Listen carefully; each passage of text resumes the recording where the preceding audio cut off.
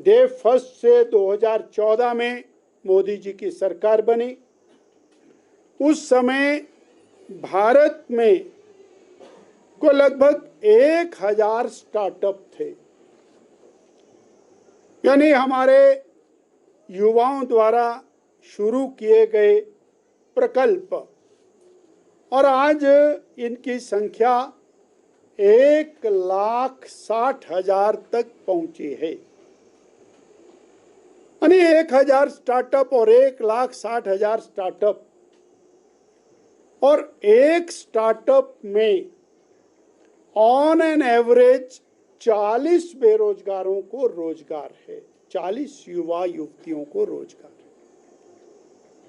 ये नया भारत, अर्वाचीन भारत आज और 2014 की तुलना में, जब मैं कहता हूं स्वदेशी, जब हम कहते हैं भारतीय, तो जो मोबाइल, वो चाहे एप्पल का ही क्यों नहीं है, जब भारत की इंडस्ट्री में बनता है तो आज ये परिभाषा है कि वो भारतीय है। 98% मोबाइल आज भारत में बनता है और 2014 में 98% मोबाइल इंपोर्ट होता था। ये और आत्मनिर्भर भारत की दिशा में अपना कदम, और ये विकसित भारत का संकल्प, स्वदेशी का संकल्प, स्वदेशी औषधियाँ, स्वदेशी वैक्सीन, और हमने देखा कोविड के अंदर दुनिया को भारत ने स्वदेशी वैक्सीन बना करके सप्लाई की।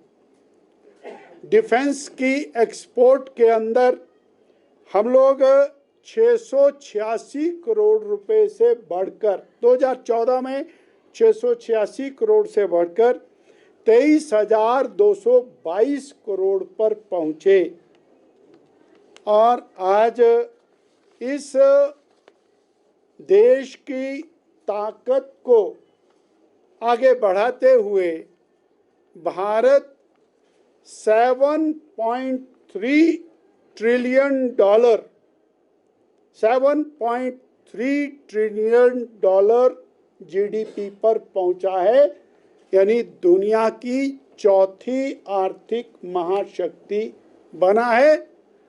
और ये जो आत्मनिर्भर भारत, स्वदेशी, स्वदेश की भाषा, स्वदेश की भूषा, स्वदेश का पहरावा, स्वदेश का खान पान, ये न केवल हमारे आत्मविश्वास का सृजन करता है, अपितु हमारी आर्थिक जो आधार है, हमारा जो पिरामिड है इकोनॉमी का, उस पिरामिड को, उसके बेस को मल्टीप्लाई करता है, उसके बेस को चौड़ा करता है। जब हम स्वदेशी खरीद करते हैं, कुम्हार के द्वारा पैदा किया हुआ घड़ा खरीदते हैं, दीपावली पर कुम्हार द्वारा पैदा बनाया गया दीपक खरीदते हैं, तो वो अर्थ की गांव में पहुंचती है, गरीब तक पहुंचती है, कारीगर तक पहुंचती है।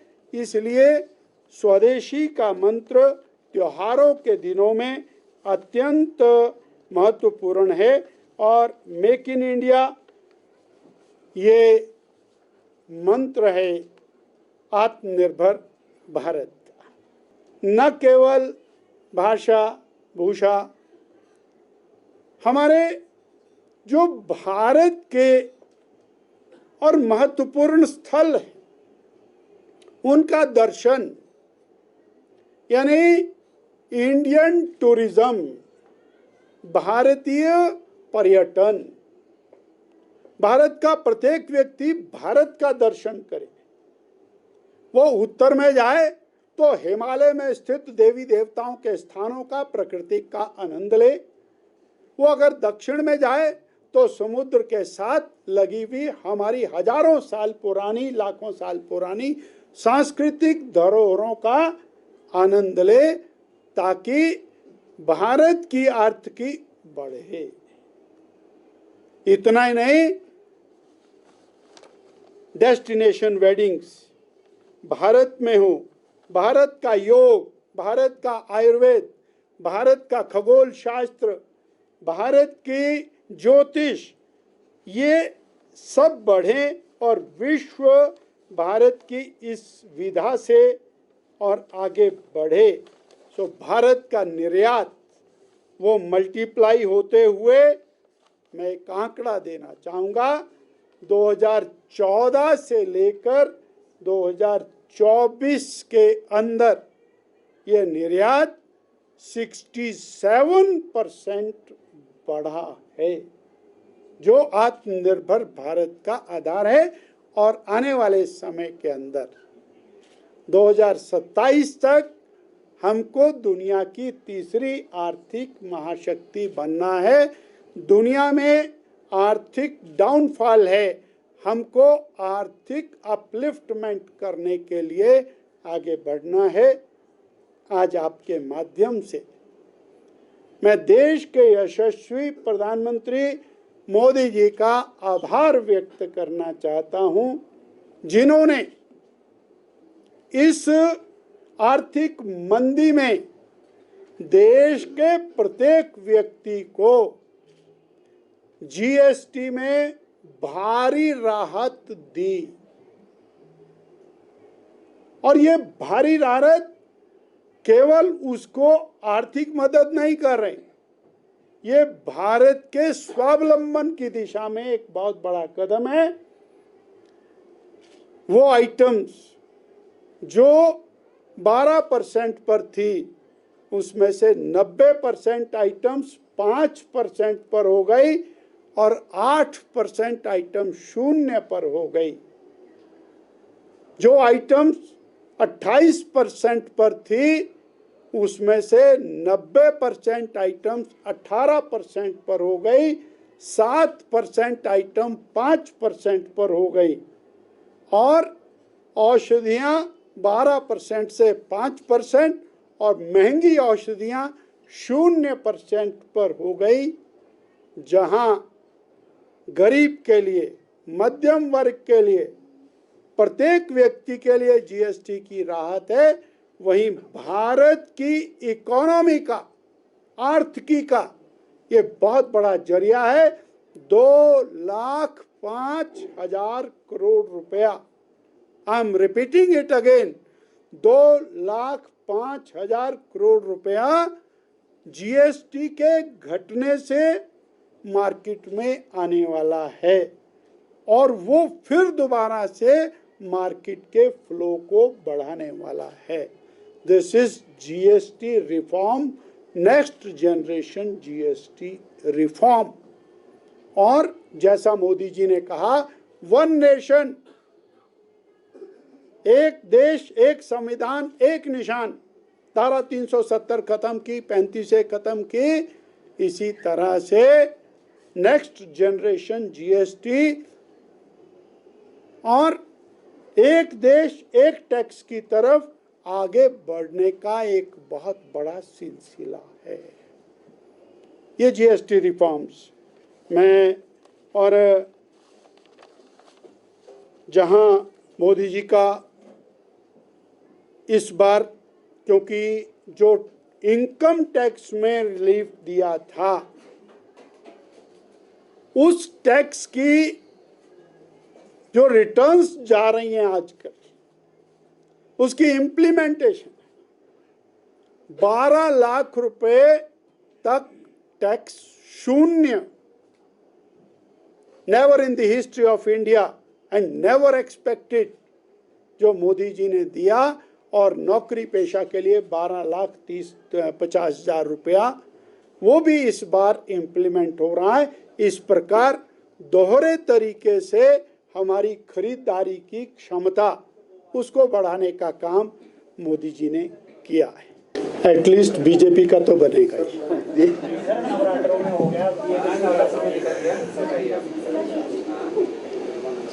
मीडिया के सभी साथियों का बहुत बहुत धन्यवाद।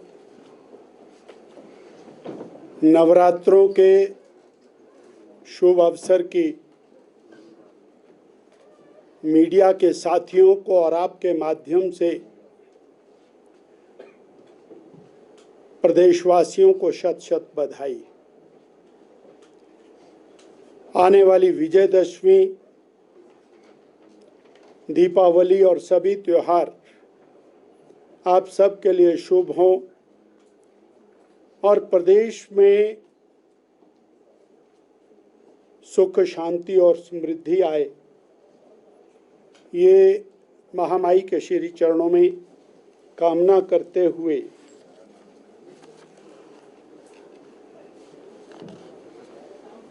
आत्मनिर्भर भारत, सेल्फ रिलायंट इंडिया, इस मंत्र को लेकर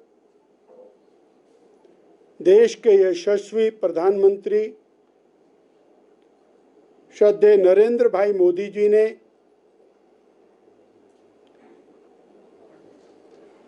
देशवासियों से अपील की कि स्वदेशी का मंत्र अपनाएं।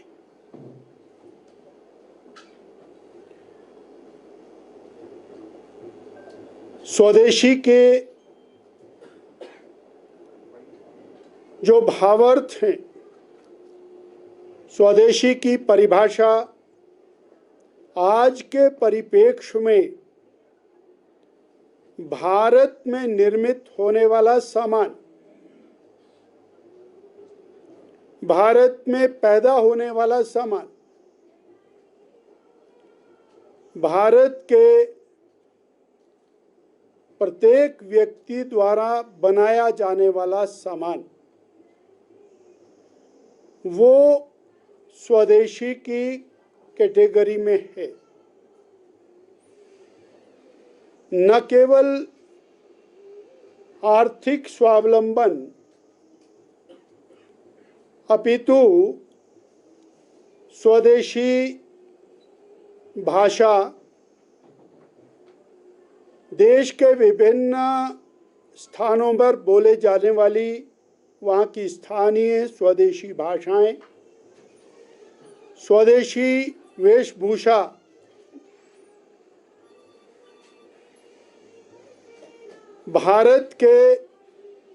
भारत में बने भारतीय परिवेश के परिधान,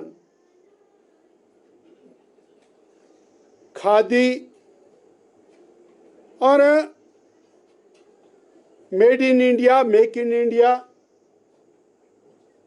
startup India, stand up India, हमारे विश्वकर्माओं द्वारा उत्पाद किया गया सब समस्त सामान, ये अपनाना आज विकसित राष्ट्र बनाने की दिशा में आधार है। और ये स्वदेशी का आंदोलन कोई आज नया नहीं। स्वामी विवेकानंद जी से लेकर श्री मोहनदास करमचंद गांधी जी तक और उसके बाद पंडित दीनदयाल उपाध्याय जी और नरेंद्र भाई मोदी जी तक देश के अनेक महापुरुषों ने इसके लिए संघर्ष किए, त्याग किए और आज एक बार फिर ये स्वदेशी का मंत्र आत्मनिर्भर भारत के लिए एक बहुत बड़े आधार के रूप में खड़ा होने वाला है और इस दिशा में देश आगे बढ़ा है। जहां हम बड़े खेद के साथ कहते हैं, एक और मोदी जी राहत दे रहे, एक और मोदी जी हमारी जेब के ऊपर से टैक्स का बर्डन कम कर, एक और मोदी जी महंगाई को कम करने के लिए और हमारे को एक नया जरिया दे रहे। वहीं प्रदेश की कांग्रेस सरकार पिछले 3 साल से लगातार आपदा आ रही है और लगातार प्रदेश की सरकार टैक्स बढ़ा रही है। जब जब आपदा आती है वैसे वैसे प्रदेश की कांग्रेस सरकार श्री सुखविंदर सिंह सुक्खू जी के नेतृत्व में और टैक्स बढ़ा। 2023 में आपदा आई तो डीजल के ऊपर 7.5 रुपया वैट बढ़ा करके आज लगभग 10,000 करोड़ रुपया प्रदेश की जनता से डीजल के टैक्स के रूप में इकट्ठा किया जा चुका है।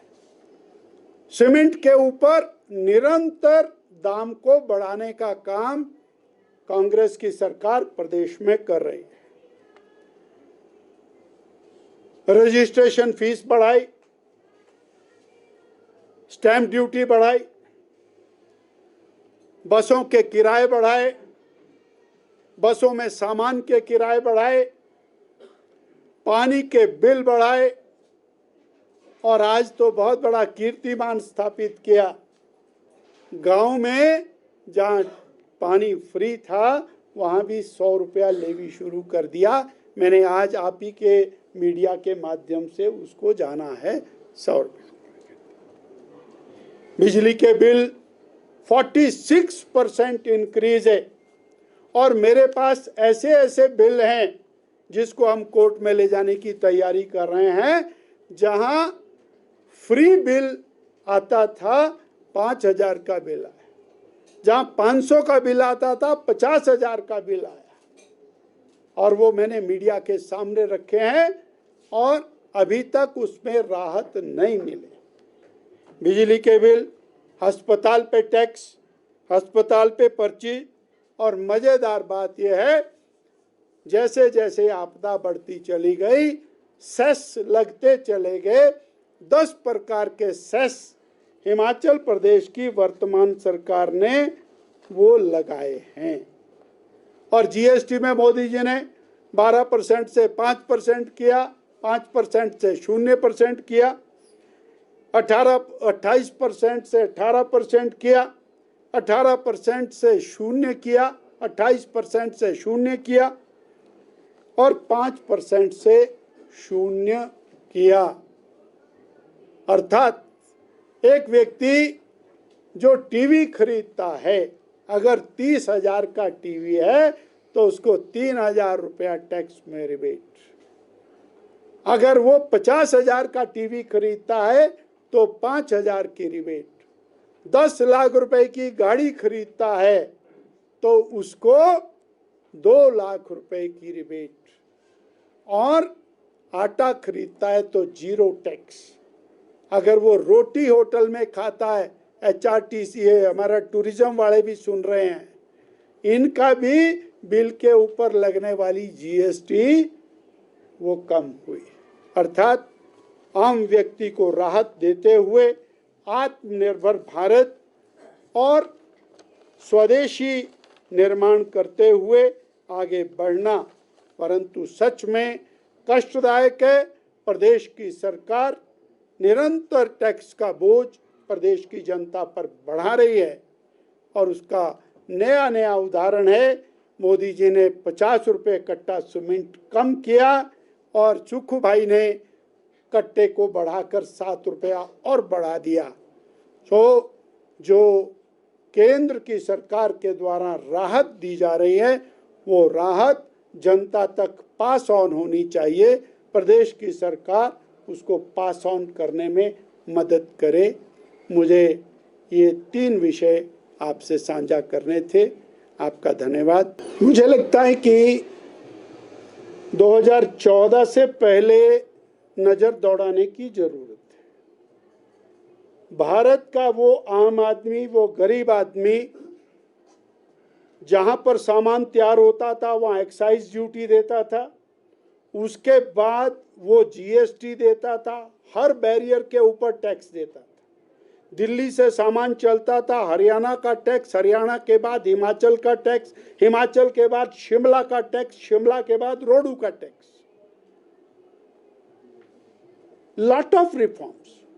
एक व्यक्ति को 50 से 60% टैक्स पड़ता था और आदरणीय सरदार मनमोहन सिंह जी कहते रहे कि GST लगानी है, लगानी चाहिए, परंतु जो परिवार उनके पीछे सत्ता में था उन्होंने जीएसटी रिफॉर्म नहीं होने दिए। और 2017 के जीएसटी रिफॉर्म के बाद उस गरीब आदमी का टैक्स जो रोजमर्रा की वस्तुएं वो 5% के ऊपर आकर खड़ा हो गया 50% से, और अब वो 0 और 5% के बीच में ट्रेवल कर रहा। वो औषधियां जो 28% टैक्स पर होती थी वो 12% पर थी, अब वो 5% और 0% पर आकर खड़ी। इसलिए ये बात समझने की आवश्यकता है कि गरीब आदमी को रिलीफ मिला है और दिया जा रहा है। अब वो क्यों दिया जा रहा है? क्योंकि टैक्स की चोरी को मोदी जी ने रोकने में बहुत बड़ी कामयाबी हासिल की है। उसके कारण आज उन्हें लगता है कि जो पास ऑन होना चाहिए लाभ वो पास ऑन कर रहे हैं, और उन्होंने यही नहीं रुके, उन्होंने कहा हम और रिलीफ देंगे। इसलिए मैं आपकी बात से सहमत। विषय को ठीक से नीचे तक इम्प्लीमेंट करने और समझने की आवश्यकता है। आज यदि डिफेंस आर्टिकल की जरूरत है तो जहां हम 23,322 करोड़ रुपए का एक्सपोर्ट लेकर के आए हैं, अगर देश की रक्षा के लिए किसी चीज की जरूरत है तो उसको इंपोर्ट करना होगा। परंतु जो चिप दुनिया में केवल चाइना बना रहा था, अमेरिका बना रहा था, आज हम उस चिप को अपने देश में बनाकर देश की इकोनॉमी को देश में रख रहे हैं। अगर मेरी आवश्यकता और भारतीय परिधान से और खादी से पूरी होती है तो हमें उसका उपयोग करने की आवश्यकता है, पर सिक्योरिटी के साथ कॉम्प्रोमाइज करना ये कदापि स्वदेशी मंत्र का पार्ट नहीं हो सकते। और आज अगर जे हम और 7.3 ट्रिलियन डॉलर की जीडी पर पहुंचे हैं तो ये श्री मोदी जी का मंत्र है स्वदेशी का, और हमने इसको 15 ट्रिलियन डॉलर पर लेकर के जाना है। उसमें देशवासियों के सहयोग की आवश्यकता है। कल तक मैंने आपसे विषय रखा, वो मोबाइल जो 98% इंपोर्ट होता था, आज 98% मोबाइल भारत की धरती पर बनता है और 2 करोड़ युवा युवतियां उस मोबाइल को बनाने में जॉब प्राप्त करती हैं। ये मैंने कहा उसकी परिभाषा को ठीक से परिभाषित करने की आवश्यकता है।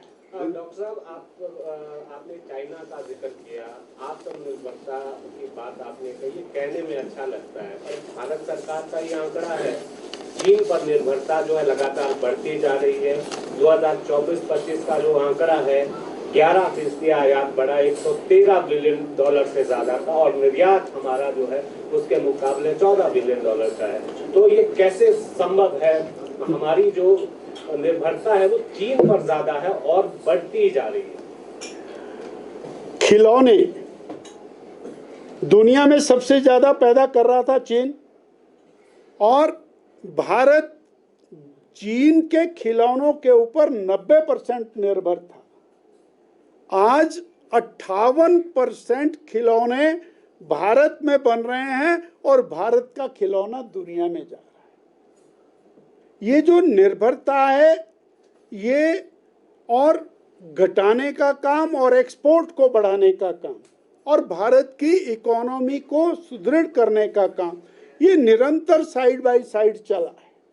और इसलिए अब उदाहरण के लिए हमको अगर डीजल चाहिए, हमको ऑयल चाहिए तो हमको इंपोर्ट करना पड़ेगा, परंतु कितनी बड़ी इंटेलेक्चुअल मूव है कि हम एक देश से इंपोर्ट करके रिफाइन करके उसको दूसरे को एक्सपोर्ट करने की स्थिति में है। हमारी इकोनॉमी उससे जनरेट हो रही है। परंतु एक छोटी सी वस्तु है, मैं ये कुर्ता पहनता हूँ, मैं इसको स्वदेशी उपयोग करके अपने ग्रामीण की मदद कर सकता हूँ। दिस इज व्हाट ये त्योहारों के सीजन के अंदर मैं, और जलाने के लिए चाइना की लाइट की बजाय हमारे जो और कुम्हार द्वारा तैयार किया गया दिया है उसको और तेल बाती का इस्तेमाल करके करता हूँ, और उसका इस्तेमाल मल्टीप्लाई हुआ है, बढ़ा है। और हमने देखा है कि दीपावली के ऊपर 25 लाख दिए अकेले अकेले अयोध्या जी में लगते हैं, तेल के दिए।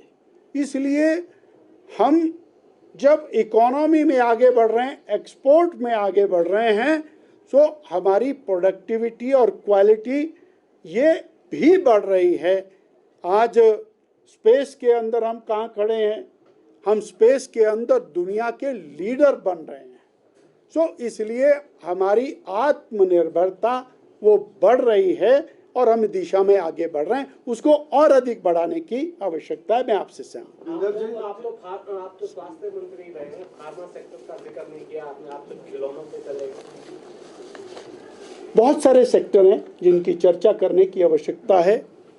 वो भारतीय औषध है, भारतीय औषध निर्माण है। मैंने एक सिर्फ वैक्सीन का उदाहरण आपको दिया था, तो उसमें हिमाचल प्रदेश भी अग्रणी है और पूरा देश एक्सपोर्ट के अंदर दवाई दुनिया भारत के ऊपर निर्भर है। मैं आपसे सहमत हूं।